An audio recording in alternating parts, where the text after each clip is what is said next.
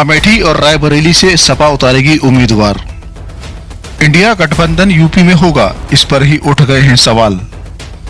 अखिलेश का दावा, जो कांग्रेस ने एमपी में सपा के साथ किया वैसा ही हम यूपी में करेंगे। अखिलेश के तेवर से अब कांग्रेस बैकफुट पर पहुंची।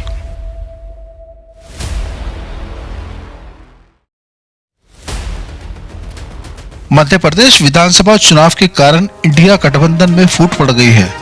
बात अब लोकसभा चुनाव तक पहुंच गई है। अखिलेश यादव ने कांग्रेस पर धोखा देने का आरोप लगाया है। उन्होंने कहा कि हम इंडिया गठबंधन में इसलिए शामिल हुए थे जिसे बीजेपी का मुकाबला किया जा सके, लेकिन कांग्रेस सहयोग करने को तैयार नहीं है। हमने सिर्फ 6 सीट मांगी थी। पहले कांग्रेस तैयार दिख रही थी, फिर अचानक उम्मीदवार घोषित कर दिए। जैसा कांग्रेस एमपी में हमारे साथ कर रही है, हम भी कांग्रेस के साथ यूपी में वैसा ही करेंगे। शाहजहांपुर में पत्रकारों से बातचीत में अखिलेश यादव ने कांग्रेस यूपी अध्यक्ष अजय राय बिना नाम लिए कहा कि कांग्रेस के एक नेता आजमगढ़ को लेकर सपा पर अभद्र टिप्पणियां कर रहे थे। आजमगढ़ का सपा से गहरा नाता है। अगर वे आजमगढ़ पर कोई टिप्पणी करते हैं तो उन्हें भी सुनने के लिए तैयार रहना चाहिए। मध्य प्रदेश विधानसभा चुनाव को लेकर रविवार से ही सपा और कांग्रेस के बीच कड़वाहट बढ़ती दिखाई दे रही है। सपा ने आरोप लगाया कि एमपी कांग्रेस के प्रदेश अध्यक्ष कमलनाथ और एमपी के पूर्व मुख्यमंत्री दिग्विजय सिंह के आश्वासन के बावजूद कांग्रेस ने सपा के साथ सीटों का बंटवारा नहीं किया। यहाँ तक कि सपा की पिछले चुनाव में जीती हुई सीट पर भी कांग्रेस ने अपना प्रत्याशी घोषित कर दिया। अखिलेश लोकसभा चुनाव की बात कर रहे हैं, साफ संकेत दे रहे हैं कि अब यूपी में वो बेहद सख्त सौदेबाजी करेंगे। उनकी पार्टी की ओर से बयान शुरू हो चुका है कि सौदा अमेठी और रायबरेली सीट पर भी होगा। कांग्रेस के पास अगर उम्मीदवार नहीं है, क्योंकि चर्चा ऐसी भी चल रही है कि राहुल गांधी अमेठी चुनाव लड़े ही नहीं, तो ऐसी स्थिति में सपा अमेठी से अपना उम्मीदवार उतार सकती है। वैसे कांग्रेस और सपा में तल्खी तो पहले से ही दिख रही थी। इस तल्खी को अजय राय और बढ़ा रहे हैं।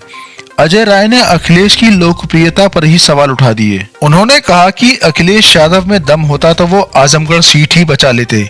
इसके साथ ही उन्होंने यहाँ तक कह दिया कि जो अपने पिता का सम्मान न करे उसका जनता सम्मान क्यों करेगी। कांग्रेस नेताओं के बयान अब सपा को परेशान कर रहे हैं। सपा की ओर से भी सवाल उठ रहे हैं कि जैसे आजमगढ़ सीट सपा हार गई, वैसे ही अमेठी से राहुल गांधी खुद ही चुनाव हार गए। साफ है कि मामला अब फंसता दिख रहा है। यूपी में इंडिया गठबंधन मुश्किल में दिखाई दे रहा है। सपा चीफ अखिलेश यादव ने तो यहाँ तक कह दिया कि इंडिया गठबंधन को शुरुआत में स्पष्ट कर देना चाहिए था कि राज्य स्तर पर कोई समझौता नहीं होगा। मुझे लग रहा था कि हमारी राय को देखते हुए राज्य स्तर पर कोई समझौता होगा। कांग्रेस के मध्य प्रदेश के नेताओं कमलनाथ और दिग्विजय सिंह से बात हुई, इसलिए जब हमसे पूछा गया कि आपको कौन सी सीटें चाहिए, तो मैंने मध्य प्रदेश में अपने पिछले प्रदर्शन के सभी आंकड़े भेज दिए।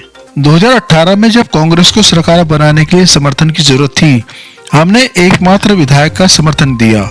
हमने उस समय भी कहा था कि हम बीजेपी के खिलाफ हैं और उसे हराने के लिए आप हमसे जो भी समर्थन चाहते हैं ले लें। लेकिन एमपी विधानसभा चुनाव में जो बर्ताव सपा के साथ कांग्रेस कर रही है, उसे स्वीकार नहीं किया जा सकता। अखिलेश ने कहा कि मुद्दा अब विश्वसनीयता का है।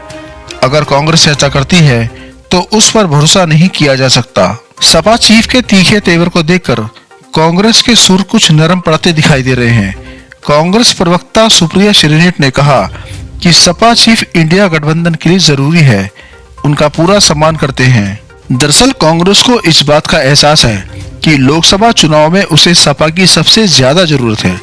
यूपी में 80 सीटें हैं और अगर सपा ने कांग्रेस का समर्थन नहीं किया तो इस बार उनके लिए अमेठी और रायबरेली की सीट जीतना भी मुश्किल हो जाएगा, क्योंकि इन दोनों ही सीटों के लिए बीजेपी ने पहले से ही मजबूत घेराबंदी शुरू कर दी है।